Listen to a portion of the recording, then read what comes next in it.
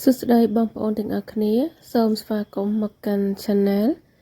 Dog Story ខ្មែរថ្ងៃនេះយើងមានរឿងនិទានមួយមកអានឲ្យបងប្អូនស្ដាប់ទាំងអស់គ្នាដែលមានចំណងជើងថាដើមកំណើតឆ្កែកាលពីសម័យបុរាណយូរណាស់មកហើយមុនពេលមានភូមិមានផ្ទះនិងស្រែចម្ការមនុស្សរស់នៅក្នុងព្រៃធំជាមួយសត្វព្រៃជាច្រើននៅក្នុងព្រៃនោះមានចចកវាសាហាវឆ្លាតនិងខ្លាំងមនុស្សនិងចចកតែងតែជាសត្រូវនឹងគ្នាព្រោះចចកចូលលួចសត្វនិងអាហាររបស់មនុស្សជាញឹកញាប់ថ្ងៃមួយមានបុរសវ័យក្មេងម្នាក់ឈ្មោះតារាគាត់រស់នៅតែម្នាក់ឯងនៅឯជាយព្រៃថ្ងៃនោះគាត់បានទៅបរបាញ់សត្វតែពេលត្រឡប់មកវិញគាត់ឃើញសត្វចចកមួយក្បាលកំពុងរងរបួសធ្ងន់ដេកស្ដោកទោះបីដឹងថាជាសត្វសាហាវ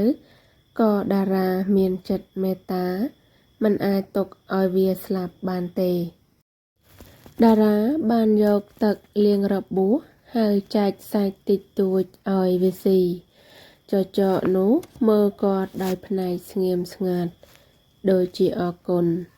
បន្ទាប់ពីថ្ងៃនោះមកចចកមិនទៅណាទេ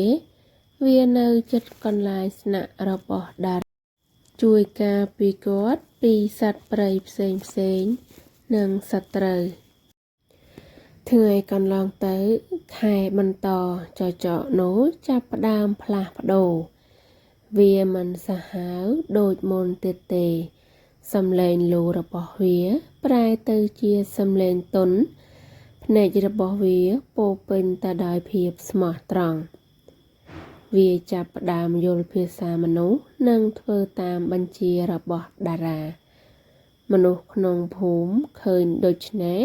ក៏ចាប់ផ្ដើមពួកវាជួយការពារផ្ទះជួយបរបាញ់និងជាមិត្តស្និទ្ធនឹងមនុស្សការបន្តិចមករូបរាងវាប្រែប្រួលកន្ទុយរបស់វាចាប់ផ្ដើមញ័រពេលឃើញមនុស្សហើយវាមិនរស់នៅជាក្រុមចចកទៀតទេព្រះឋានសួគ៌ឃើញភាពមេត្តានិងមិត្តភាពរវាងមនុស្សនិងសត្វក៏ប្រទានពរឲ្យចចកដែលស្រឡាញ់មនុស្សប្រែក្លាយជាសត្វថ្មីមួយមានចិត្តស្មោះត្រង់និងរស់ជាមួយមនុស្សជារៀងរហូតសត្វនោះគេហៅថាឆ្កែតាំងពីថ្ងៃនោះមកឆ្កែបានក្លាយទៅជាមិត្តល្អបំផុតរបស់មនុស្សជួយការពារជួយការងារនិងស្រឡាញ់ម្ចាស់ដោយគ្មានលក្ខខណ្ឌរឿងនិទានថ្ងៃនេះចប់ត្រឹមនេះហើយសូមអរគុណដែលបានស្ដាប់បើបងប្អូនចូលចិត្តសូមចុច like និង subscribe ជួបគ្នារឿងថ្មីនៅវីដេអូបន្ទាប់សូមអរគុណ